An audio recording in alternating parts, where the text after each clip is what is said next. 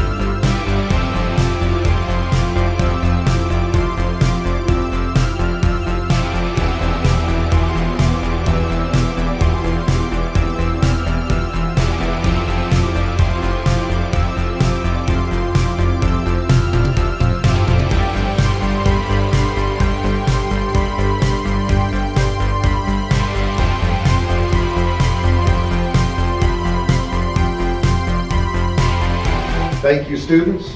We have high expectations of you.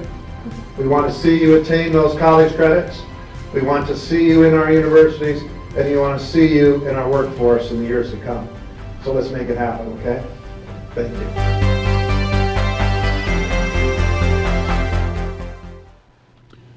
Thank you. Our next item is the consent agenda, in which we'll approve our minutes from the last meeting, vouchers and payroll claims, and a personnel report. I'll entertain a motion to approve the consent agenda. So moved. Second. Thank you, Ann. Thank you, Tony. Is there any items to be pulled out for discussion? All those in favor of the consent agenda signify by saying aye. Aye. Opposed? Thank you. Steve, do you mind reading the McKinney-Vento Sure. grant request? It is recommended the board approve the acceptance of the McKinney-Vento grant award in the annual amount of $264,622.50, and this is for the 25-26 school year on behalf of the Families in Transition Department. The McKinney-Vento Consortium is comprised of formalized partnerships among several local school districts, Fort Wayne Community Schools, East Allen, Southwest, and also MSD in Steuben County. Fort Wayne Community Schools serves as the lead agency for the consortium. Federal funding is critical to sustaining the department and supporting all students eligible in both counties. Last year, 1,481 students within our district qualified for homeless services. Let me repeat that, 1,481 students within our district qualified for homeless services. And then across the multi-school consortium, approximately 2,000 students have been identified as eligible. Funds are distributed as grants by the Indiana Department of Education to us, and then are utilized to establish and maintain educational programs that support student success.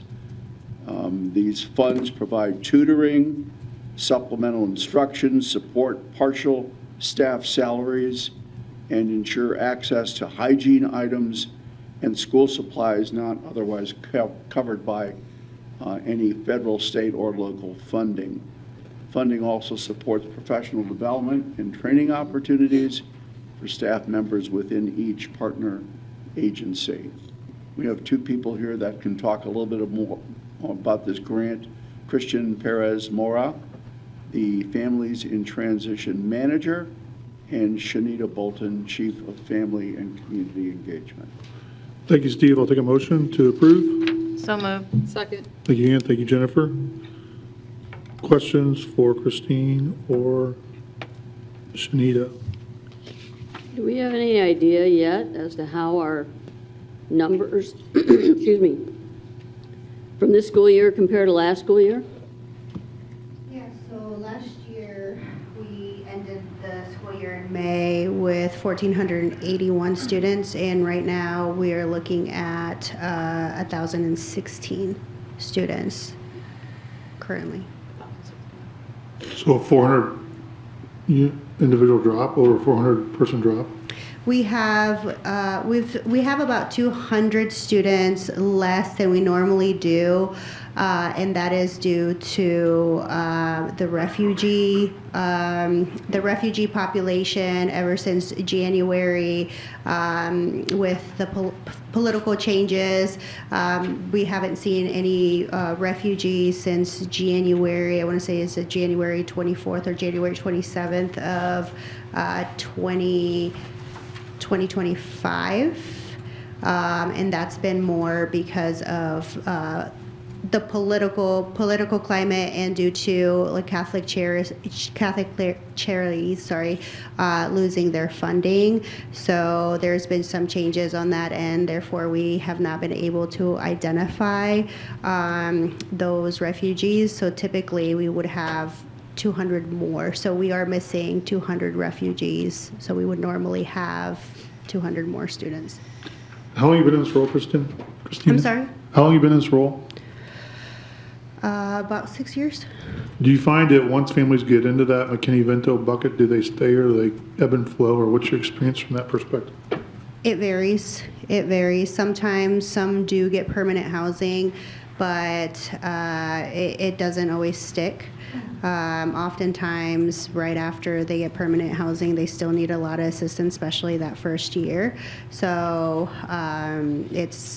our services are only for a school year, so we can't assist them after they obtain permanent housing. But as you know, from coming from someone who just doesn't have the income starting out in a new home, they find a lot of financial hardship, and oftentimes they may not be eligible for services for maybe a year, maybe two, and then we see them again maybe 3 years later. So unfortunately, we do find gaps where we may not see them for a couple years and find stability, and then they find themselves in hardship again. So it's kind of a wave. And so the numbers you gave Julie earlier, that's K through 12, right? Correct. Oh, preschool 2 through Preschool through 12? correct. Where do you find percentage-wise the majority of our McKinney-Vento students, like middle school, elementary? So we identify students literally every day. So that's a type of a data that's such a variable that would change daily. So every school has a different number. And so the grant breaks out to about $132 per student, or you could classify that per family. What functionally can you do with $132 per student? It's not much money. No. The state has cut a lot from what we would normally get, and again, this is money split between 4 different schools. So, we try to utilize it to as much as what we can. One of the biggest things that we want to give back to the students is giving them that supplemental instruction, especially to the students that are in homeless shelters. So a big portion of FWCS's portion goes to certified teachers to provide that supplemental instruction to the students that are at Vincent Village, Karis House, Just Neighbors, so they're able to be on track. And so that's one thing that we prioritize is supplemental instruction for them by certified teachers. And then, every other district kind of decides what what best meets their need. They don't have the caseload that we have. Right now I have the largest caseload in the state of Indiana so far. I'm not exactly sure where IPS is at right now, but usually it's between them and I. So our budget just is budgeted based on how big our caseload is. President Smith, it's also important that you know as well that there are individuals and organizations that give donations to help support the work. So if you think about the clothing bank, that is donations, and a lot of our families are in need of that. Also, Christian working with various organizations to ensure families are getting furniture and so forth. And so a lot of it also is offset by donations.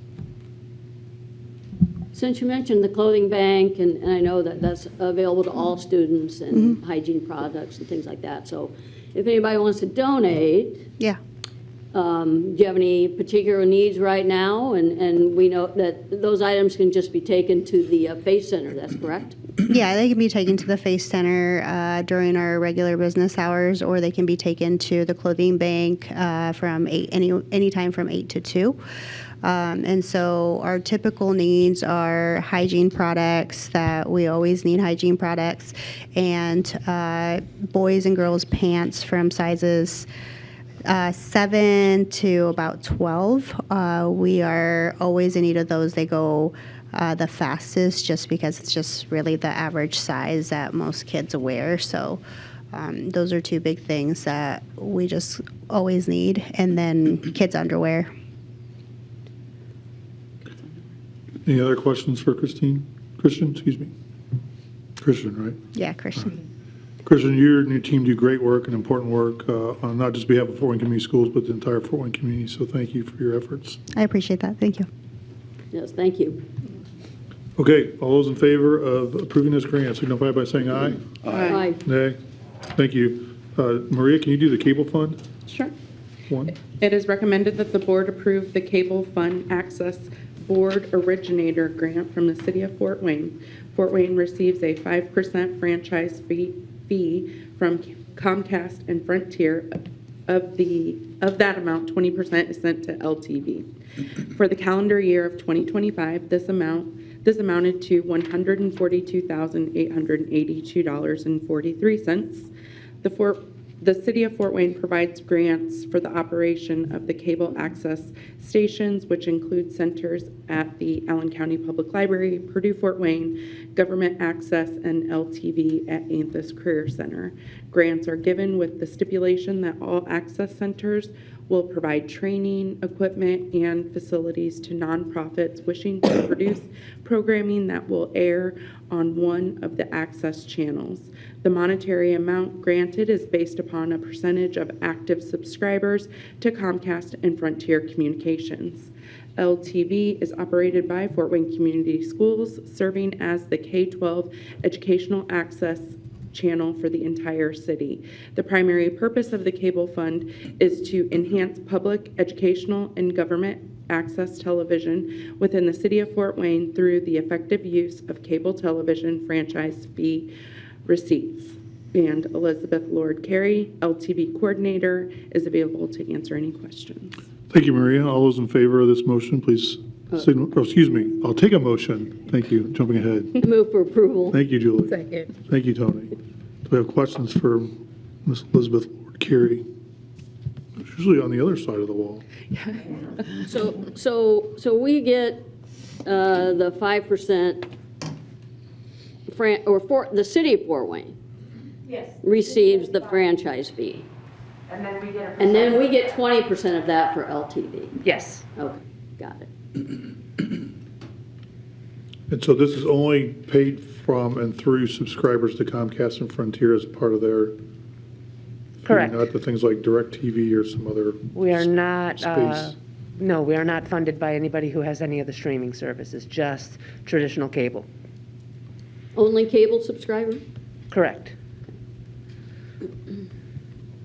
How is this compared to previous years? I know we've seen this before, but It has been reducing. I've worked for LTV now for 12 years, and over the course of the 12 years, it has dropped from we get paid quarterly, and so we used to get more than 50,000 a quarter. Now we're roughly 31,000 a quarter. And what does this 142,000 do to help support LTV? What kind of, it's mentioned here, but if you wouldn't mind telling us about your personal experiences with that. It pays for my salary and my coworker Otto, who is in the control room directing this meeting. It also pays for all of the equipment that we buy. We have a studio over at the Career Academy that all of the CFAB money has bought all of our equipment. And so anything that we do that is with LTV equipment has been paid for by this CFAB grant. And over at Antis over there, what do they do with that equipment? At Anthus, there is a TV production class. Ms. Kathy Wise teaches it, and her students come into our studio and film stuff. We also work with the dozen or so schools in the district that have television production programs, and so Otto and I will go out to those schools and teach students how to do video production stuff. Whenever those teachers buy new equipment, we make sure that that equipment will integrate in with the Fort Wayne Community Schools network, and we will learn how to use that stuff ourselves, and then we will teach the teachers and their students. So we work with probably 1,000 or more So more than just pay you and Otto's kids. salary, there's a lot going on there, it sounds like. Yes, there is a lot going on, yes. And video production equipment, even though our grant has been reducing, our equipment has been getting more expensive. You've probably heard some of the comments from Mr. Greibel, who runs technology. Everything's getting more expensive these days. Yes. Any other questions for Elizabeth? Again, thank you to Elizabeth and Otto on the other side for listening. I'm sure he is, Thank you. for helping this ugly guy try and look pretty. So, all right, all those in favor of this CFAB grant, please signify by saying aye. Aye. Opposed? Thank you. Next, Julie, if you don't mind doing another CFAB grant. Yes, this is the Cable Fund Access Board non-originator grants for 25-26. It recommends that the board approve the Cable Fund Access Board non-originator grants from the City of Fort Wayne for a total of $56,273.04. The City of Fort Wayne provides grants for nonprofit organizations within the city through CFAB. Grants are given to nonprofits with the understanding the organizations will provide programming to one of Fort Wayne's cable access stations, including LTV. Grants cover some equipment costs for schools. In 2025, Fort Wayne Community Schools was notified of the award, with the grant being received in February of 2026. And so we have every grant amount is the same there per school at $6,252.56. And those will go to Blackhawk, Croninger, Jefferson, Kikianga, Miami, Northside, Northwood, Snyder, and Southside. And Elizabeth is still here to answer any questions. Thank you, Julie. I'll take a motion to move this forward. Move for approval. Thank you, Julie. Thank you, Second. Jennifer. Any questions for Elizabeth? So it's about $55,000. Does this, I see that we see, as Julie mentioned, the different schools. Does this rotate between schools, or is this? No, there's the $6,252 per school. They go through a process, and in the fall, each of the schools that has created enough content for our channel, so to be eligible for this grant, they have to submit at least 90 minutes of programming to us per school year. And so each of those schools has done that. They've submitted vastly more than that, honestly, especially Northside. They turn it into a competition. They give us tons and tons of programming. They're awesome. They're wonderful. So each of those schools gets that grant amount. What the city does is they take the total amount that they've got left over from the total CFAB pot, and then what they give to the originators, which is what LTV is, At the end of that, they'll have a certain amount, and I think this year it was 140,000. I shouldn't say a number because I don't know it by heart right at the moment, but they divide that by how many entities apply. And anyone who asks for more than that certain amount gets whatever the amount is after it's divided down to what is in the board rec there. So each of those schools did ask for more, and they only get what they get, and so they have to make do. And so we are starting a program where we are instituting sharing amongst all of the programs in the district. These days, lots of our programs want to get wireless HDMI transmitters, and so we are getting some of those, and we're making them available for them to check out, as it were, the way people do from libraries. So we have to make the most out of the dwindling amounts, unfortunately. What does a camera cost these days roughly for a student to use to videotape things? Depending on the level, and unfortunately lower end cameras, we used to be able to get stuff, little lower end camcorders for about $300. Most of the manufacturers have stopped making those lower ends. The cheapest camcorders that we're able to get these days are about $1,500. Good cameras can run up into tens of thousands of dollars. Amongst the district here, we're seeing the average brand new camcorder that we're purchasing running between $2,000 and $4,000, depending on the specs and the manufacturer and what that school is aiming to do with them. Any other questions for Elizabeth? All right, thanks again, Elizabeth. Thank you. All those in favor, signify by saying aye. Aye. Opposed? Tony, can you read the next one? I can. It is recommended that certain checks be removed from the record of outstanding warrants. A complete list is attached. Indiana Code 51110.5-2 states that all checks drawn on public funds of a political subdivision of the state of Indiana that are outstanding and unpaid for a period of 2 or more years as of the last day of December of each year are considered void. Attempts are made to notify all persons or vendors who have outstanding checks valued at $10 or more. Rosie Shipman, Chief Financial Officer, will be available to answer any questions, and there is a list of checks. Thank you. I'll entertain a motion. So moved. Second. Thank you, Ann. Thank you, Tony. Any discussion, questions? I see Miss Catherine Zuka entered the room. Welcome, Catherine. You have a check here for $12.70 you need to cash.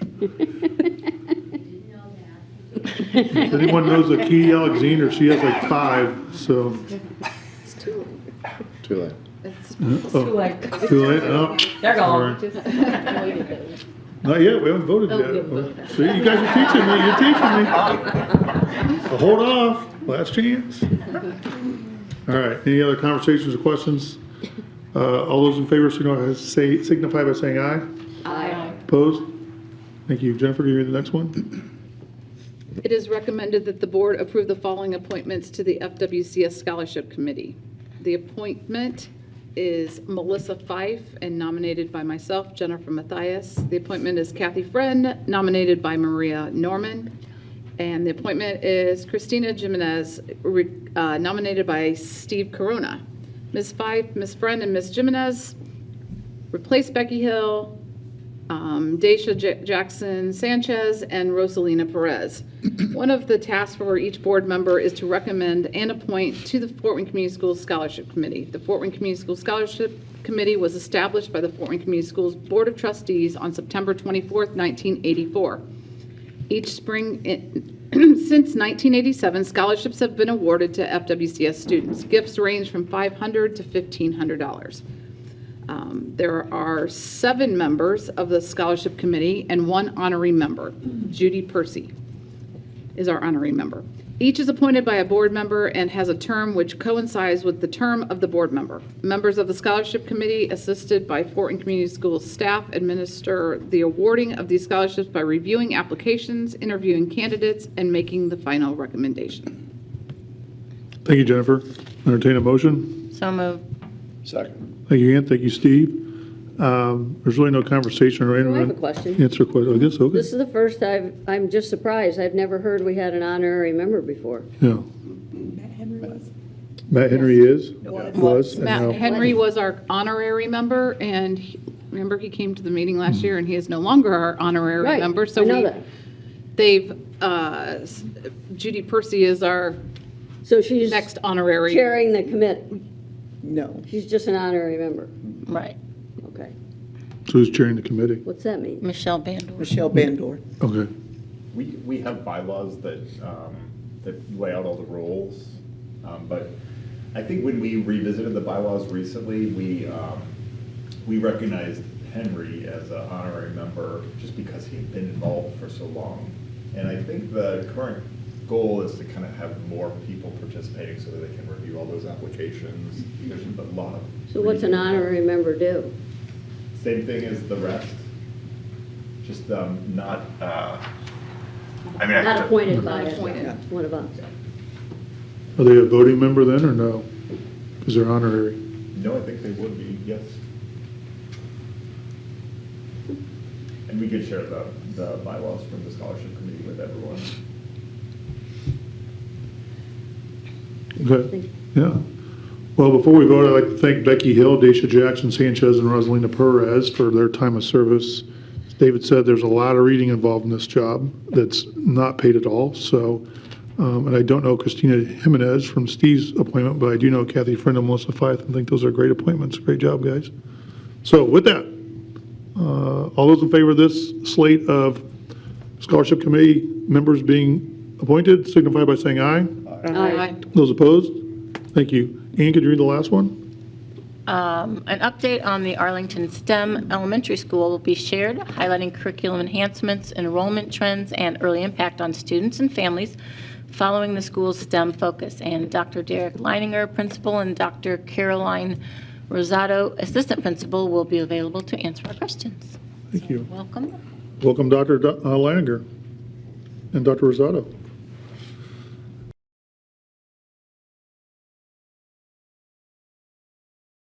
So Arlington is special for a couple reasons. One, it's always been a school with a great reputation, a school with high standards. Arlington Arrows is the mascot, and for 50 years, Arlington has been aiming for excellence. I love Arlington really because of the culture that's here. I really love the staff that we have. I felt like they were inviting to the parents and brought us in. We actually started at a different school when my oldest was in kindergarten, and we ended up moving to the Arlington area. And when we came here, just feeling so welcome, feeling like there were so many opportunities to be involved. This is actually the neighborhood where I live. We are a neighborhood school, but we have a magnet-like focus with our STEM program, STEM standing for Science, Technology, Engineering, and Math. We get to teach students with a hands-on, real-world, engaging curriculum. The way we approach it is different than in a traditional elementary school. As we have begun the STEM program at Arlington, we have seen such a turnaround with our students and our teachers with the engagement that they have with not only 21st century curriculum, but just really unique connections to our community and the real world. As we've changed from incorporating STEM into all of the activities and classes that we have, whether that's reading and writing and social studies even, bringing science into all of those has been fun to see. This is our first full school year implementing the STEM curriculum. All the students in our building participate in a couple different ways. The first way is they get to participate in the Design and Innovation Studio, which is a STEM lab that we've created here. Where our students and our teachers get to collaborate with different types of programming and robotics and technologies that support problem solving, project-based tasks under the guidance of Kim Henry, who is our STEM coordinator here at the building. And in our STEM room, all students get to succeed because success looks different for everyone. Yesterday, 3 students all shared out how they got to the same answer of a problem, but they did it differently. One of these students is a student who needs extra supports, and to see his smile when he shared how he got the answer was so exciting because he felt success. And what they did in the design studio, we could come back in the classroom and build off of.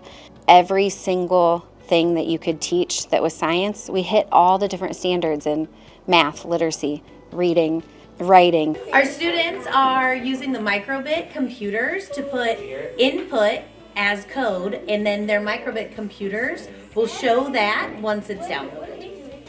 Look, whoa! Did you just see what That's it?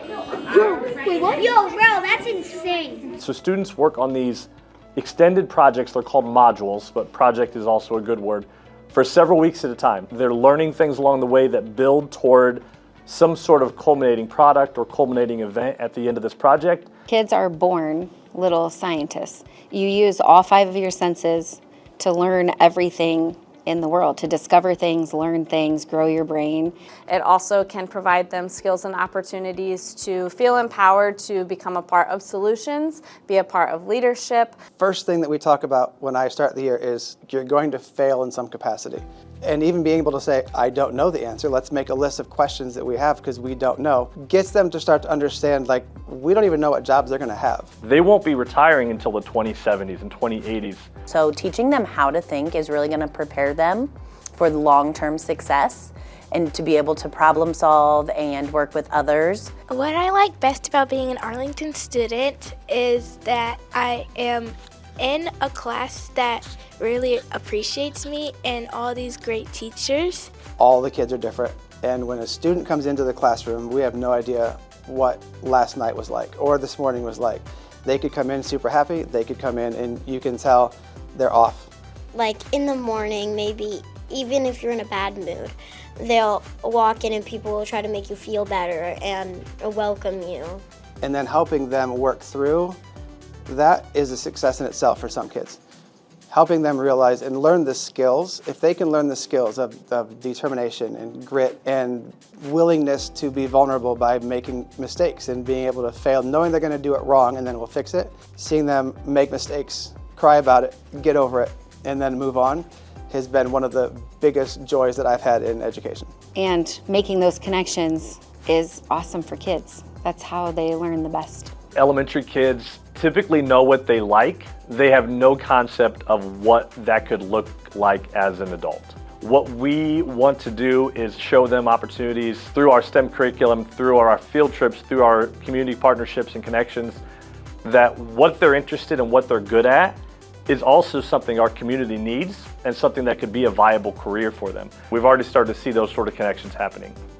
I am an Arlington arrow. I'll be helpful and kind, thankful and patient, honest and nice. I'll cheer for my friends, say sorry and forgive. I promise to be my best.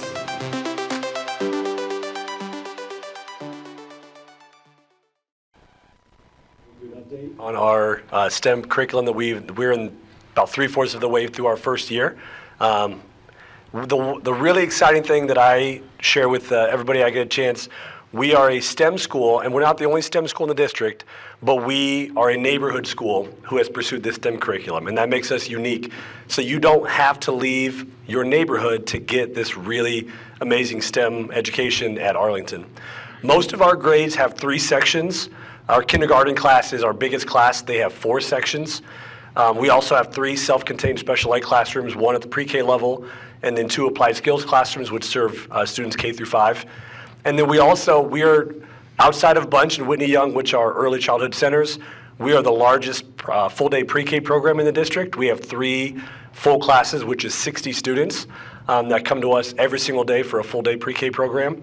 And as you saw in the video, this is our first year of STEM implementation. So 2025 was a really big year at Arlington. It was just over a year ago, and a lot has happened since then, that Dr. Brown came to Arlington, shared with the staff that the vision to become a STEM school, and announced that they were going to make some leadership changes as they approached that. Dr. Rosado started actually there before I did. Last February, she got to start as the assistant principal. And then last year, after spring break, I came over from Glenwood Park to Arlington to become the principal for the last couple months of last school year. In May, we hired Ms. Kim Henry as our STEM teacher. And then in June, we did Project Lead the Way training with our entire staff. We brought the entire staff in for a full week and really got everybody trained and ready for implementation. And then obviously in August, when students came, we started our first year as a STEM program. Here is our updated mission and vision statements. As part of the DOE certification, we had to create mission and vision statements that were specific to our STEM initiative. And so our mission is Arlington STEM Elementary School will empower students to be 21st century leaders and equip them to be critical thinkers through hands-on, collaborative, project-based learning. And then our vision statement is Arlington STEM Elementary School will be recognized as a school of choice and a community cornerstone by promoting equity, creativity, and innovation. And as I'm sure you guys can see, there are some parallels in our statements to our school district mission and vision, but we wanted to make ours very specific to what we are trying to do at Arlington. So an update on enrollment. Last year, so a year ago, we were at 438 students. As of count day on February 2nd, excuse me, a few weeks ago, we were at 512.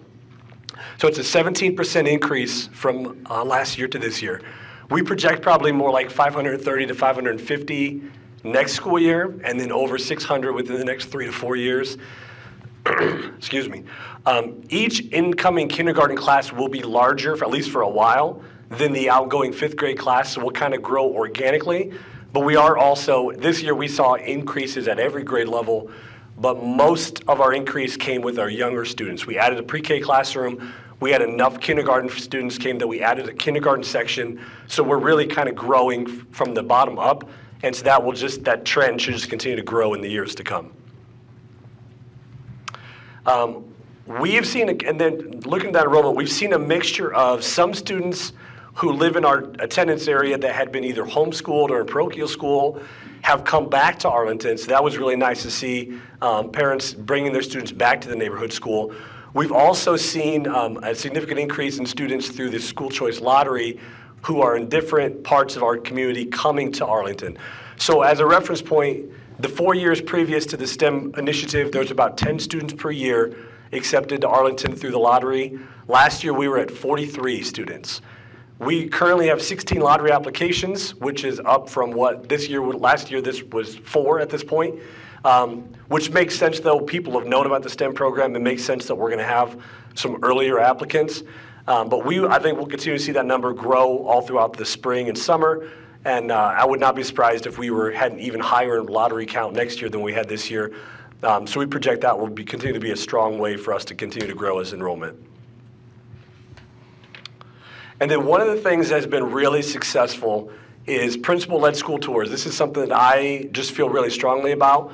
When we looked at our data from last year, if a family came for a school tour, they had over 90% chance of ending up choosing us as their school. And this is families who live in the neighborhood who were just looking at us, or families that were looking to apply through the lottery.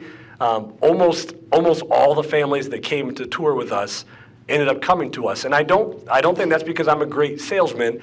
I think that's because our vision of our school, what we want it to become, I am able to cast that in a way that I think parents can see how this prepares their kids. In the video we talked about, like if you think about the future world of work that these kids are gonna grow into, we don't even know what that is, but we know the skills they're gonna need, and those are the skills that are perfectly aligned with what we are trying to do with our STEM curriculum. So when we get parents in the building, it's recently renovated, so it looks really good as well, but we're able to really show parents this is what 21st century education looks like, and we've had a lot of success once we've gotten to that point that families do end up choosing to come to our school.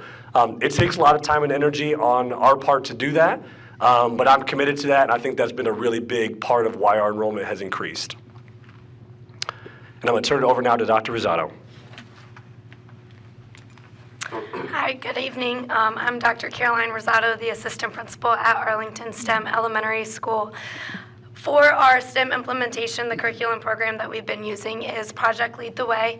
We were able to provide training to all of our certified and classified staff over the summer, so that way they would be Project Lead the Way certified, making them feel capable, confident, pushing into the start of the school year with our STEM implementation.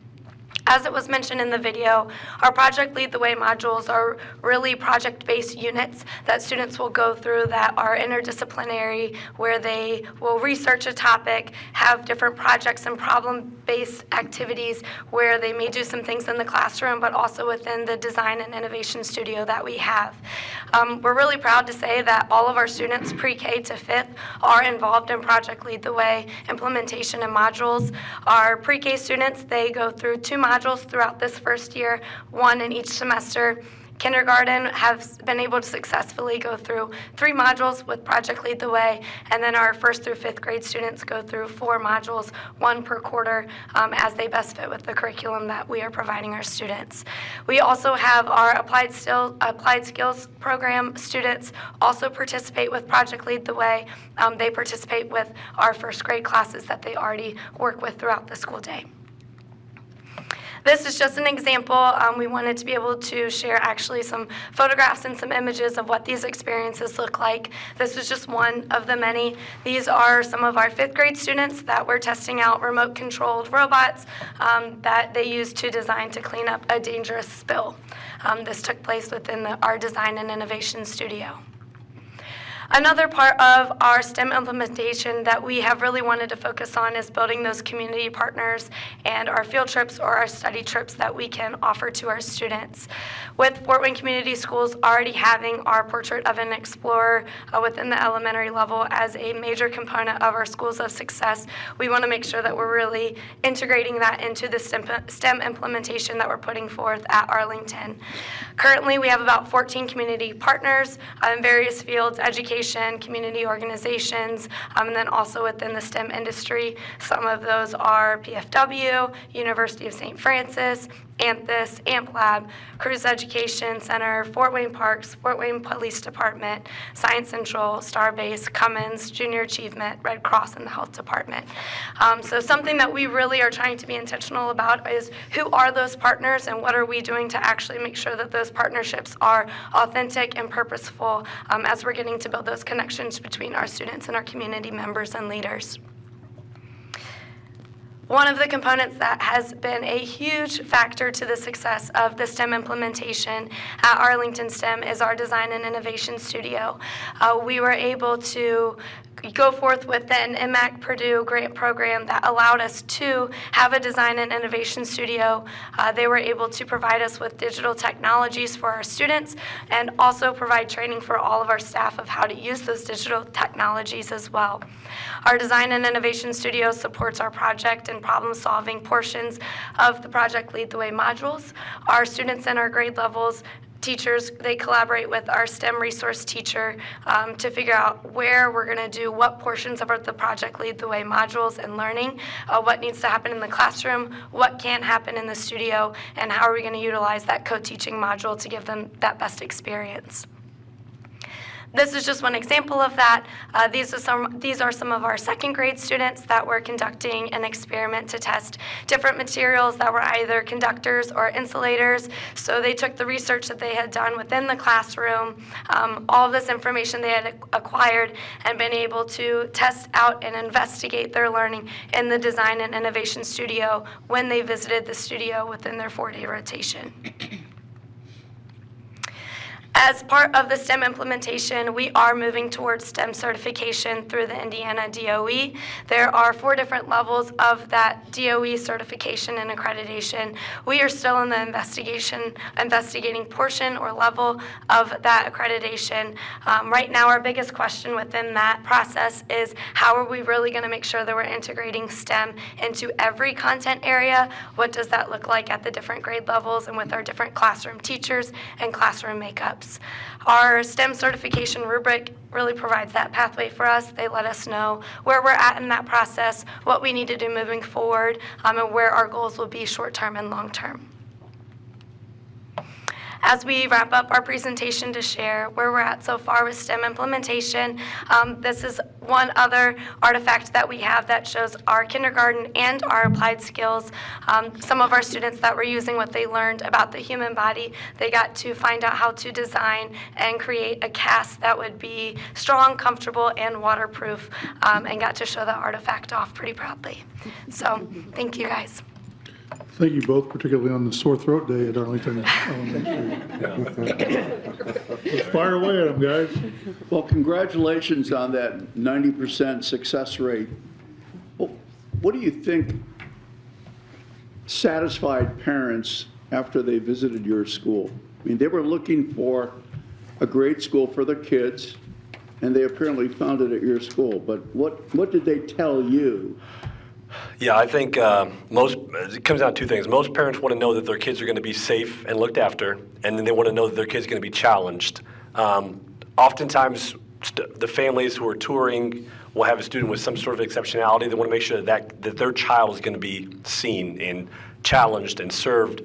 And whether that be exceptionality that they have a learning struggle, or maybe they are, a gifted and high ability student, I think when we're able to show we can serve every single kid here, and here are the things we do. Here's our approach to it. It's not just lip service. This is what it actually looks like. I think parents really want those two questions to be answered. Safe and challenged. Yes. And so when you begin to throw out these phrases, STEM and Project Lead the Way, do they really know what you're talking about? At the start of the tour, no, they don't usually. So we show them what it looks like, because you can say STEM, but until you're in the Design of Innovation Studio and getting a glimpse of what this looks like, it is just kind of a buzzword to many people. And so we explain how we've designed the modules, how students have a rotation when they're in the STEM lab, the D&I studio. We've explained how that goes back into the classroom, how it integrates with other content areas. So I think parents start to get a glimpse of it when they tour and they get a chance to see it. But yeah, it does, I think for many parents, because I am of the age of many of our parents, and this is not how we were educated. And so we don't have even our own experience to think about what does this look like. But I think when I'm able to share with parents, this is what we're trying to do. These are the skills we want your kid to have as they grow into middle school and high school. That's usually what parents are looking for. One question, I'll pass it on, but you have families from the immediate neighborhood, and then you have students that come from another part of the city. What is their participation rate with respect to those that are neighbors and those that are from somewhere else? In terms of like the school day, it looks identical. Really? Yes. In terms of after-school extracurricular offerings, that's where it gets challenging. Oftentimes, the families in our detached neighborhood don't have transportation except for a yellow school bus to take them home. So sports or after-school tutoring or after-school clubs are difficult. We've done everything we can to start to, well, not everything yet. We have more ideas, but we've started to come along with ideas. How do we meet those families where they are? So we started to offer clubs during the school day, during recess time. So if they really wanted, like we just started a chess club, if they really want to do chess, we're doing it during the school day so that every student in our building has the opportunity to participate. After-school tutoring has been really tough because those families can't stay and get picked up. So we have worked with Bunch Montessori, and we're offering after-school tutoring at Bunch with our teachers and our kids. And Bunch has been phenomenal to work with us, literally sending our staff to where those students live and giving them the same tutoring opportunity that our students in the neighborhood have. So there's still so many things I think we can do better, but I have a moral obligation that every kid in our school deserves this great opportunity. And we need to find ways to get past some of the obstacles to make sure that happens. Great. Thank you. You mentioned chess. What other after-school or during-school clubs do you have?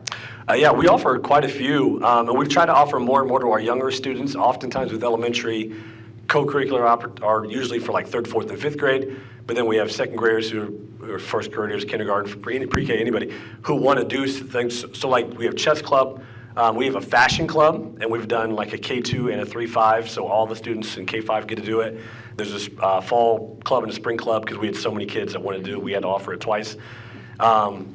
We do like math bowl, spell bowl, the things that the academic teams. We have all the sports that the district offers. We have a robotics club, which they meet. Some of them meet during the school day, during their lunchtime. Some of them meet after school as well, and we have a competitive robotics team that's associated with that. What other clubs am I missing here? Girls Who Code. Yo-Yo Club. Yeah, Yo-Yo Club. Sorry. Sorry to Mr. Munoz. Yo-Yo Club. Yes. What does the fashion club do? I've actually never attended. So Mrs. Smith is one of our assistants, and she has a fashion degree. And so she's working in schools, but she still has a passion for that. And so she's brought ideas, and our PTA funds it, so kids get to like design their own fashion ideas, and they actually get to like physically make some things.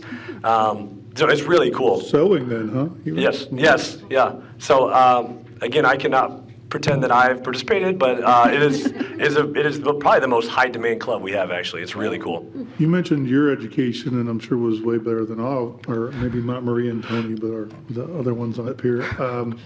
I guess my question is, when you're talking to other parents that, you said similarly aged to you or older, I'm guessing you had an aha moment at some point through this process of STEM and what the value is.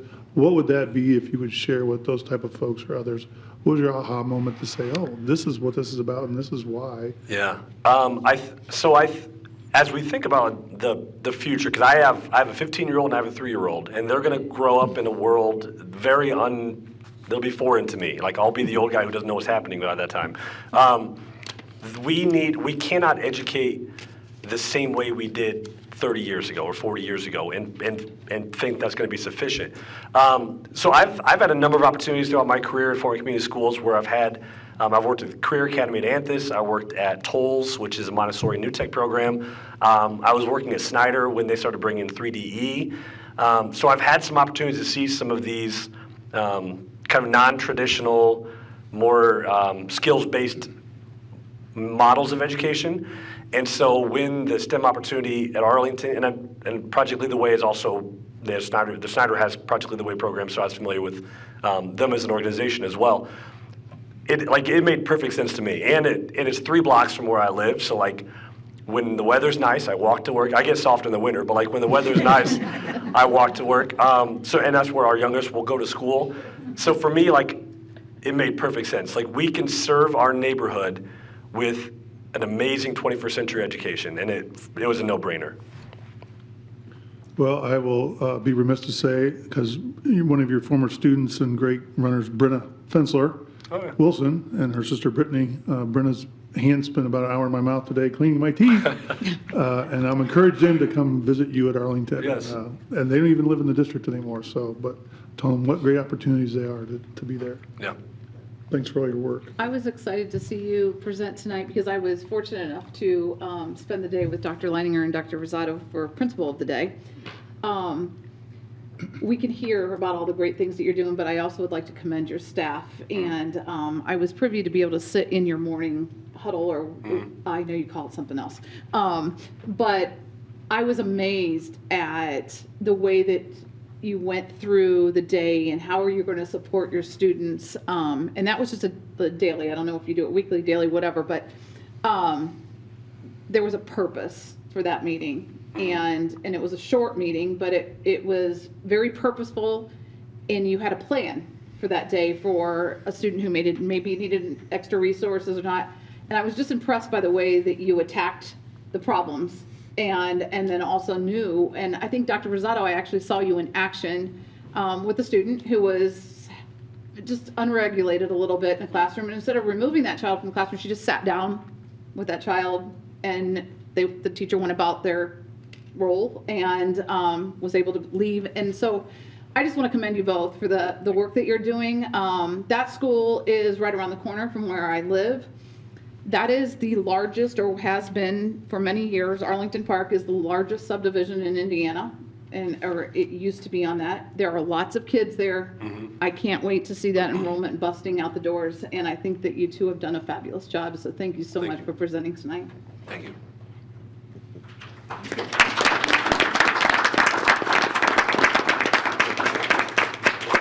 Any questions or comments for Dr. Rosado or Dr. Leininger before they leave? We hope you feel better, both. All right, it's now time for board comments. Steve? Sure. Well, I was disappointed and surprised to hear the news of an application for a Central City charter school.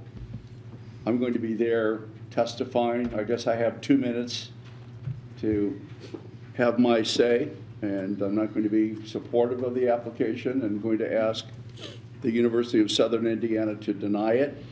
I want to know what they're going to do And I'm thinking about what we, in part, heard today with respect to the presentation from Arlington, but also the information we had before this meeting with respect to all of the out-of-classroom experiences our students have as a part of their educational curriculum. And I think it's really exciting. So I'll be curious to see if this new group can match what we do. But secondly, and I think even more important, is the outstanding achievement and success we've reached recently in upping our test scores.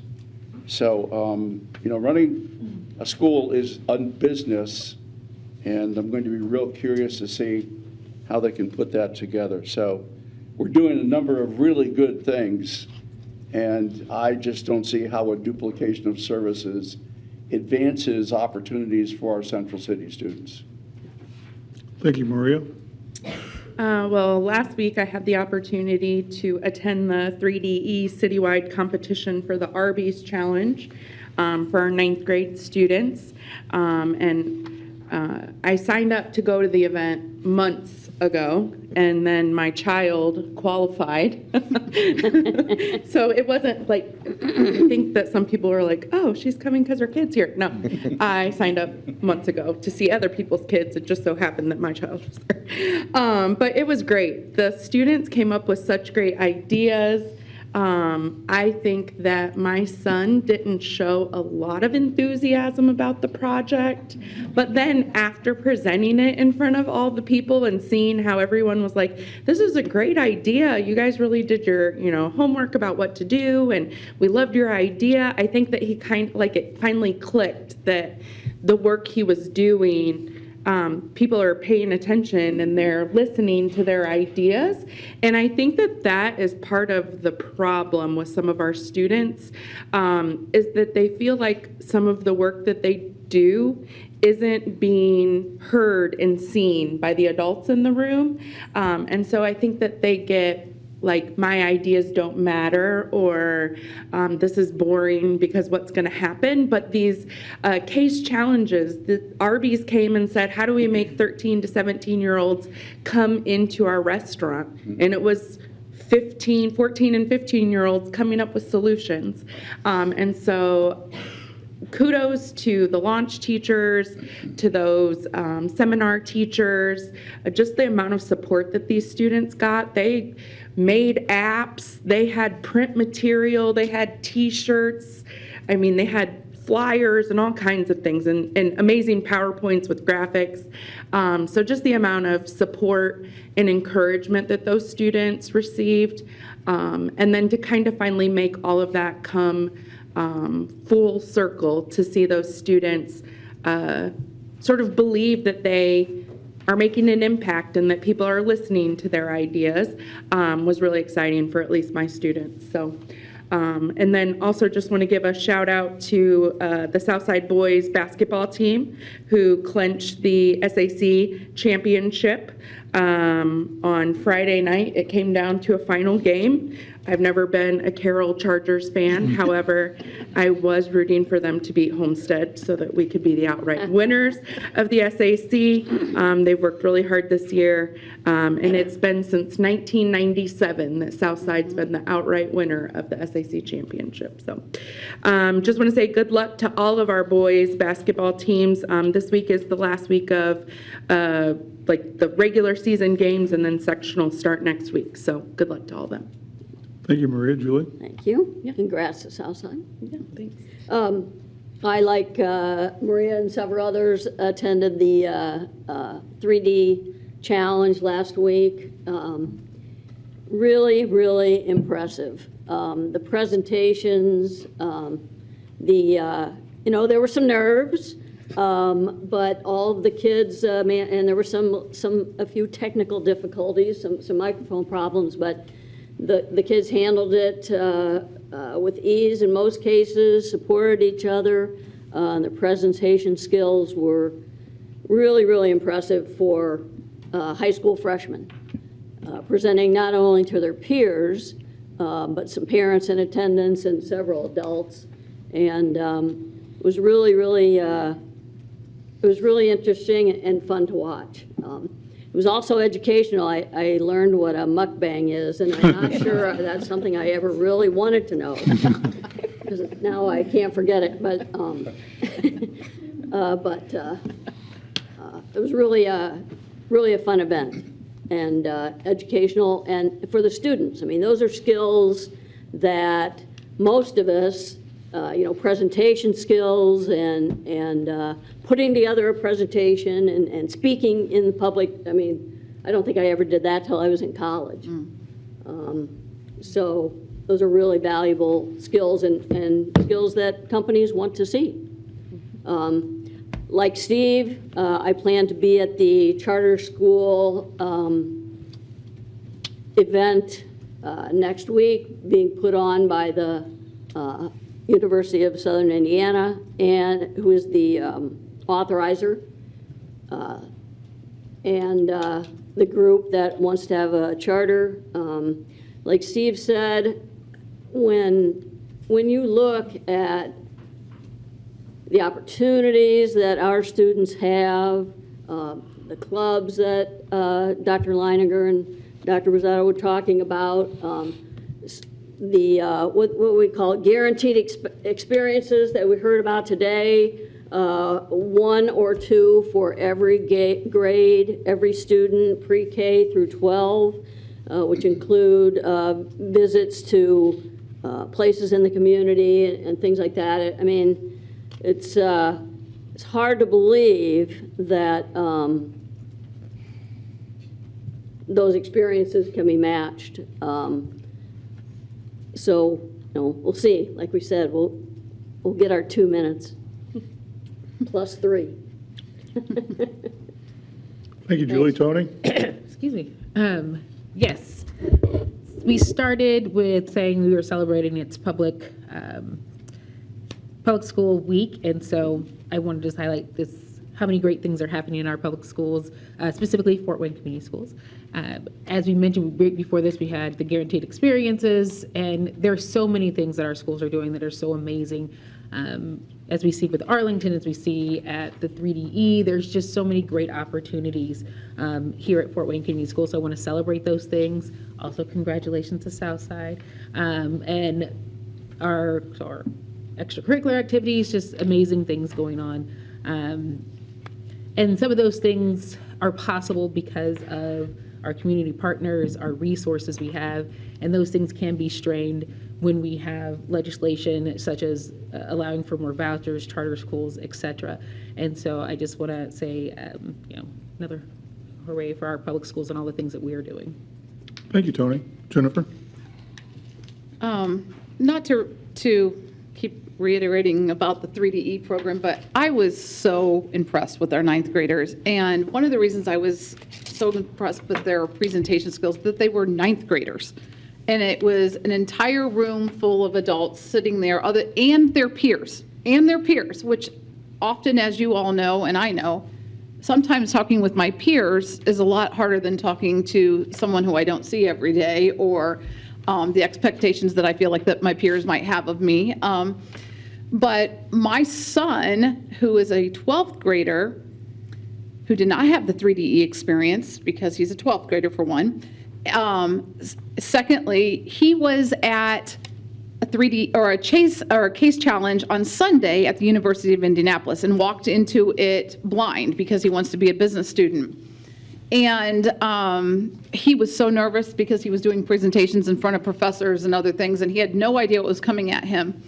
And, I tried to reassure him and go through things, but I just sat there on the next day, on Monday, thinking to myself, man, if my son would have had the experience that those 9th, then 10th and 11th and 12th graders, the confidence he would have walked into at the university level would have been on a whole different playing field.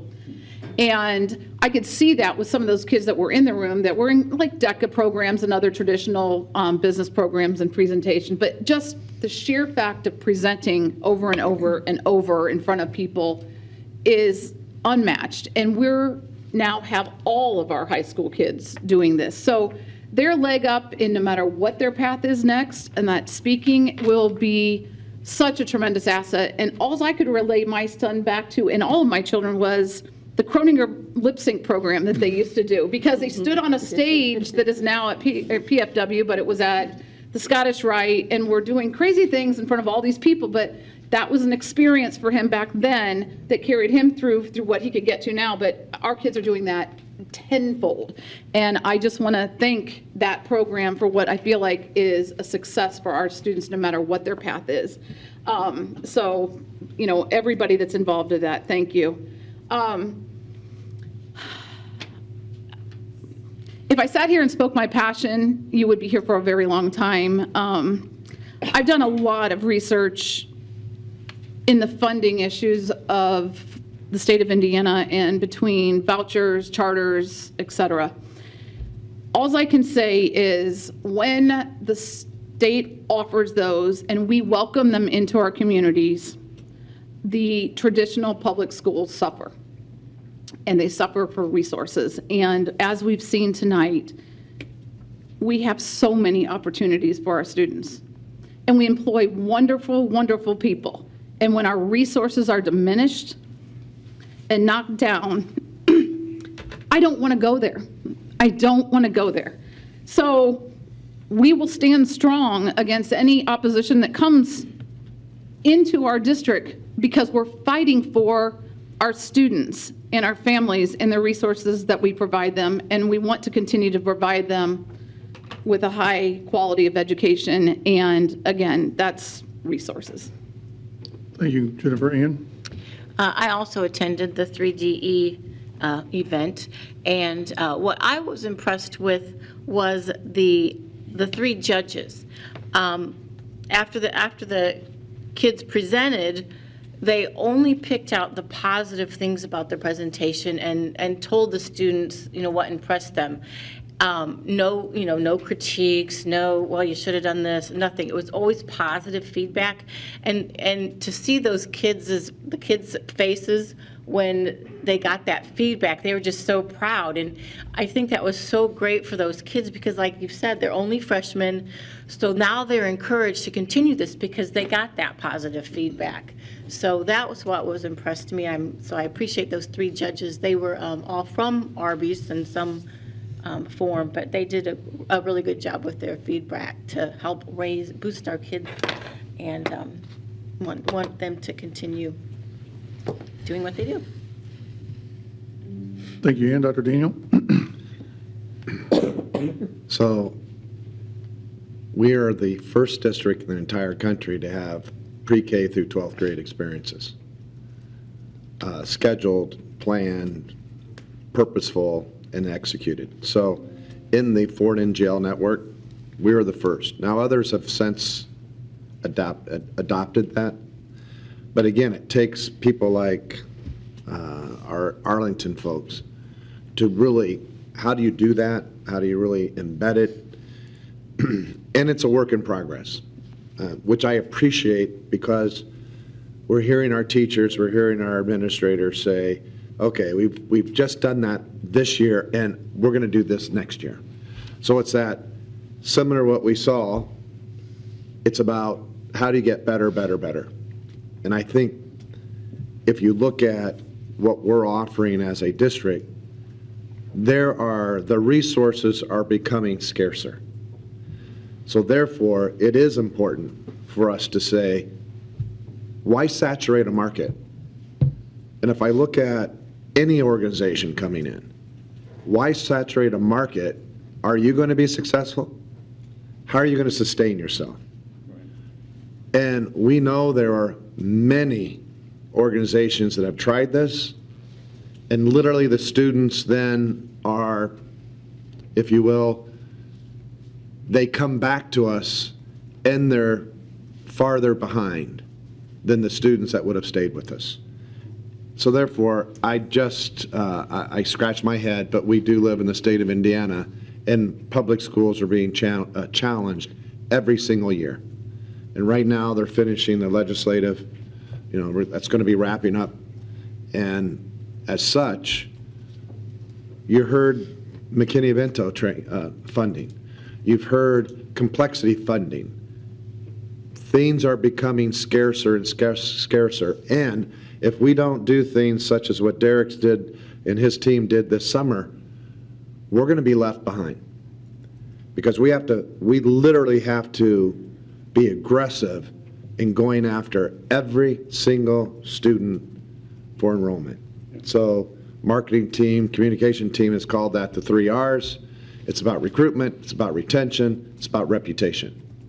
Well, I think we've been successful. Can we be better? Absolutely. But we've got to take some best practices, such as Arlington's best practice, and how do we create more neighborhood schools? So we're about that work. And I'm not saying it should have happened 50 years ago, because 50 years ago there was a reason for where we are today. But it certainly needs to happen moving forward, because our communities want community. They want neighborhood connection. And just this afternoon, it was Rosie, and Matt and I attended Rotary, and we heard that very discussion from some of the, I'll just say, some leaders right across from Abbott Elementary School. And what they were saying was, folks, we are proud where we live, and we want to have a community. We want to have a grocery store. We want to have a laundromat. We want to have those services right there in our community, because we don't have it now. But they also want good schools. So it is up to us. We have to do those things. And we have to be better than the other organizations that are thinking about coming into our community and providing a service that is saturating the market, that is actually taking resources, scarce resources that are becoming scarcer, removing them from our students. Thank you, Dr. Young. I'm going to double down, unfortunately, on the 3DE conversation and the potential charter. I'll start with the fun one, the 3DE. And in part why I'm doubling down is this stuff is important.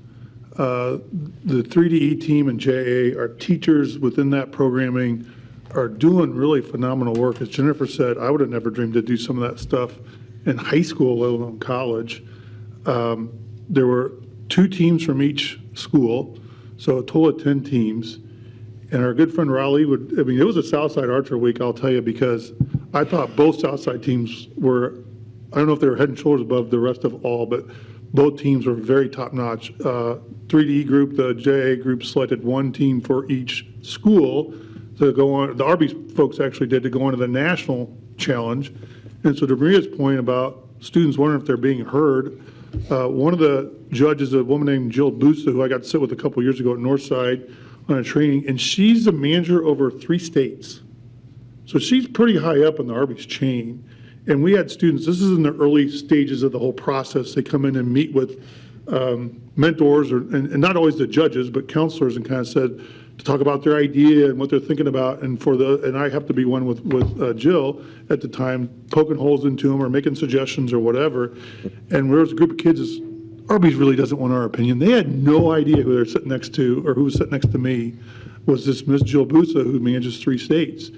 And she said, we absolutely want your opinion. Here's another coupon to go eat at Arby's that define and document your experience. And the kids' eyes lit up, and because they had no clue of that. And so then our kids, 5 of our groups, are going to go on to national Arby's and make a presentation. And I have a feeling a couple, 3 of those groups may come away in the top 3 to 5 for a national competition, because they just were really good.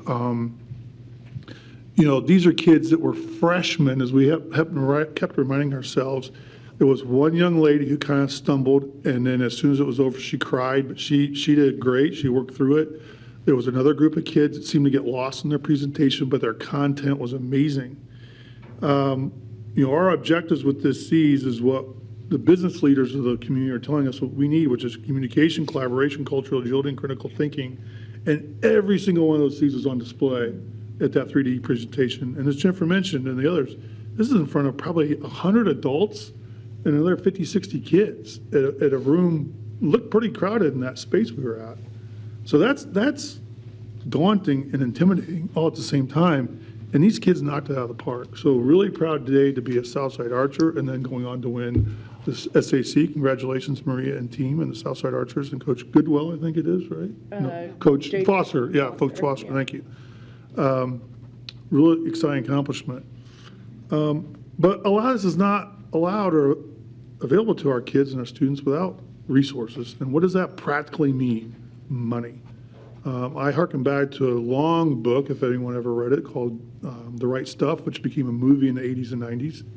And this was about the creation and the formation of the team that ultimately landed the moon, went on a mission to the moon, the first space astronauts. And I remember a distinct statement between the two astronauts talking about they had to have good behavior because if they didn't, it might get out in the press and such. And the comment was, no money, no mission. And we hate to think about money up here. It's not, money doesn't drive everything, but it does drive a lot as it evolves to resources. And as Dr. Daniel said, we need to fight and claw and scrape for every student. We are not perfect. We are not a perfect organization. And I don't think any one of us will sit up there and say we are a perfect organization, but we strive like crazy to do our best. Our role is to provide direction and vision and guidance with the support of Dr. Daniels, and it's to put our people in the best possible position to their job to the best of their abilities so our students become the best that they can be. And we are a unique board in that 6 of the 7 are graduates of this district. And then our superintendent and our secretary of our board are graduates of the district. And many of our staff and cabinets are graduates of our district. So I think we can demonstrate a payoff for that investment to the state, to the constituencies, to the consumers. But when we get chipped away by outside organizations, it's a toll. It takes a toll. I thought about this term for a long time. When we were occupied by England in the 1700s as a new nation, you know, a group of people went together in Boston and threw tea in the lake, or not the lake, but the harbor. Thank you. I did take a little bit of history in Fort Wayne Community Schools to protest, and they called it a taxation without representation. And I know you heard some of my fellow board members mention tonight that University of Southern Indiana is making a decision on this. Not Fort Wayne citizens, not the state of Indiana, and not anyone elected or appointed by any elected official who represents constituents, but a university in Southern Indiana, which is their name, but also happens to be in Evansville, Indiana. And one of our talks point today is I wonder if the people who are making this decision have even been up here or been to the area where the school is being designated or considered to be, to see what is going to happen. So not only could we lose dollars that the state funds through our tax payments, by the way, as citizenry, but now since last year and growing, money that we could seek on our efforts that, like we've done in the past with buildings and security referendums, we might also have to share that with other schools like this that have had no representation either locally or even at the state level for that matter. Because again, it's a University of Southern Indiana, which I do think is a public university, but no one on that group or no one who makes a decision is an elected or appointed official, and no one has asked. I guess we are getting asked our opinion, right? And by golly, we're going to give it. In a quick 3 minutes. 2 minutes of it. Yeah. So I do hope any of those that are the 5 of you listening, because we don't have a vast audience unlike Ms. Lord Taylor nor we, but if you are interested, there's March 5th at 6 p.m., and this will be out in public domain. Please attend if you want to support Fort Wayne Community Schools. This is vital to us. This is vital. Is it going to close our doors next year, the year after that? No. But are we going to have less resources at some of our schools for our little students? Absolutely. Because this is only part of the equation. We also are getting $10 million this year just from natural forces with SEA 1, and as much as $16 million in a couple of years. So we're not afraid of competition. That's not what this point is about. The point is about we are working hard to deliver the best product and services to our community, to create the best citizenry in the community that we can do. We need your support, and we need to say no to this charter. I'll entertain a motion to dismiss. So moved. Thank you. Second. All those in favor? Aye. Aye. Thank you. Speaker. Yes. Yeah, we know we do.